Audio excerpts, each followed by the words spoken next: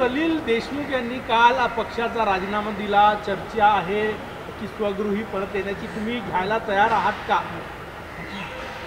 आपल्या सर्वांना माहिती आहे की ही माहिती मला आपल्या माध्यमातूनच समजते आणि कुठलाही पक्ष असल्यानंतर एखादा जर मोठा नेता पक्षामध्ये कोणत्याही पक्षामध्ये असला तर त्याचं निश्चित प्रकारे स्वागत केलं जातं.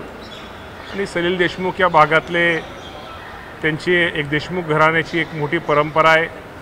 तर निश्चित प्रकारे या बाबतीमध्ये जो काही निर्णय घ्यायचा तो आमच्या पक्षाचे अध्यक्ष अजितदादा पवारसाहेब हे निश्चित प्रकारे योग्य तो निर्णय घेतील. पण सकारात्मक आहेत का? मी तुम्हाला ते सांगतो की या बाबतीमध्ये आमचे नेते अजितदादा पवारसाहेब हे निर्णय घेतील. या बाबतीमध्ये याविषयी मला आपल्या माध्यमातून आत्ताच ते समजते आणि एखादी माहिती आपल्याला नसतानाही त्या माहिती नसताना एखाद्या गोष्टीवर मत व्यक्त करणं हे थोडं मला चुकीचं वाटतंय.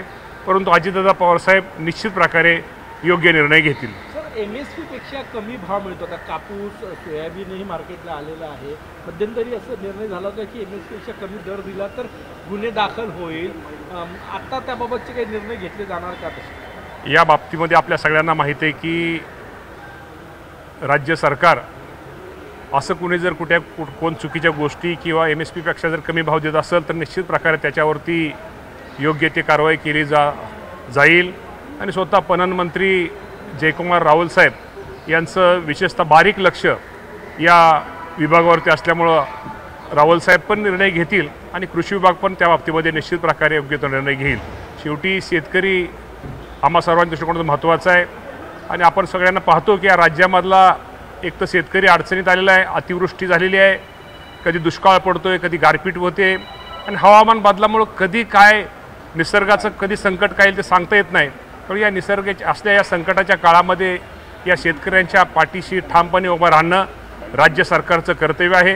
राज्याचे मुख्यमंत्री देवेंद्र फडणवीस साहेब असतील, एकनाथजी शिंदे साहेब असतील, अजितदादा पवारसाहेब असतील, ह्या मंडळींचं बारीकसं लक्ष माझ्या शेतकरी बांधवांच्या प्रत्येक गोष्टीवरती तो जो शेतामध्ये पीक घेतोय, फळबाग घेतोय किंवा ज्या गोष्टी करतो त्याला योग्य त्याला बाजारभावापासून ते पेरणीपासून ते कापणीपर्यंत शेतकऱ्यांना काय सहकार्य केलं पाहिजे हे राज्य सरकारच्या वतीनं आम्ही त्या बाबतीमध्ये लक्ष घालून शेतकऱ्यांना मदत करण्याचा प्रयत्न आम्ही करतोय.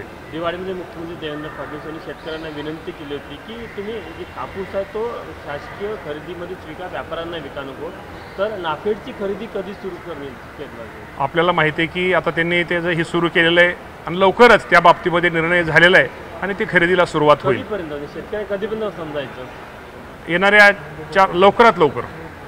महेंद्र दळवी यांनी सुनील तटकरेंवर टीका केलेली की आता बॅग भरली, प्रवास कमळाच्या दिशेने सुरू झाला. आता महेंद्र दळवी काय म्हणतात किंवा ते काय त्याच्यावरती आपण लक्ष देणं मला वाटत नाही. त्यावर लक्ष देऊ नये. शेवटी तटकरे साहेब हे राज्याचे नेते आहेत.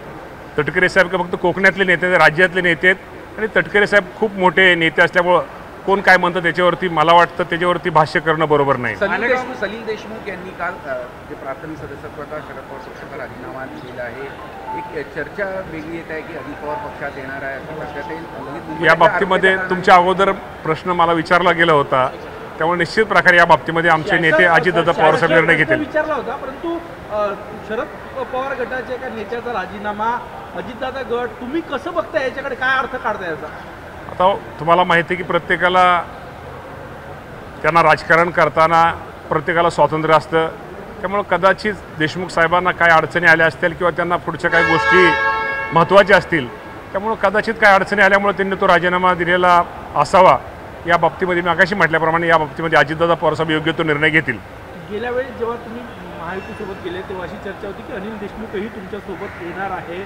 काय वाटतं तेव्हाचा जो निर्णय थांबला होता तो आता पुढच्या काळात होईल असं वाटतं की तुमच्यासोबत ती चर्चा झाली होती? म्हणूनच तुम्हाला म्हटलं की या बाबतीमध्ये शेवटी हा निर्णय मला आपल्या माध्यमातून आता समजतोय.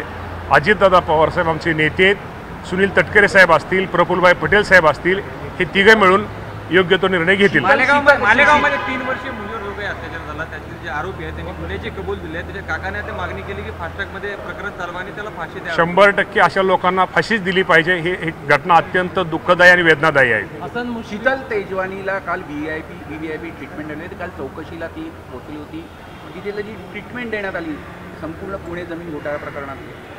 तर या बाबतीमध्ये आपल्या सगळ्यांना माहिती आहे की शासनाने राज्याच्या मुख्यमंत्र्यांनी चौकशीचे आदेश दिलेले आहेत आणि योग्य ती चौकशी, आणि आमचे नेते अजितदादा पवारसाहेबांनी सुद्धा सांगितलेले की चौकशी ही झालीच पाहिजे. त्यामुळे निर्णय झालेल्या चौकशी अंती जे होईल त्या बाबतीमध्ये निर्णय घेतला जाईल. शासकीय कर्मचाऱ्यांसाठी एक नवीन नियमावली आली आहे की आमदारांसोबत कसं वागायचं, त्याच्या प्रकारे बघताना त्याची गरज होती का? पण गरज म्हणण्यापेक्षा आपल्या सगळ्याला माहिती आहे शेवटी प्रोटोकॉल, शेवटी कुणी असू द्या, कुठलाही लोकप्रतिनिधी, आमदार हा आमदार लोकप्रतिनिधी असतो. त्यामुळे शासकीय प्रोटोकॉलच्या नियमाप्रमाणे ज्या काही गोष्टी त्या बाबतीमध्ये करणं गरजेचं आहे त्या बाबतीत कदाचित ह्या गोष्टी झालेल्या असाव्यात.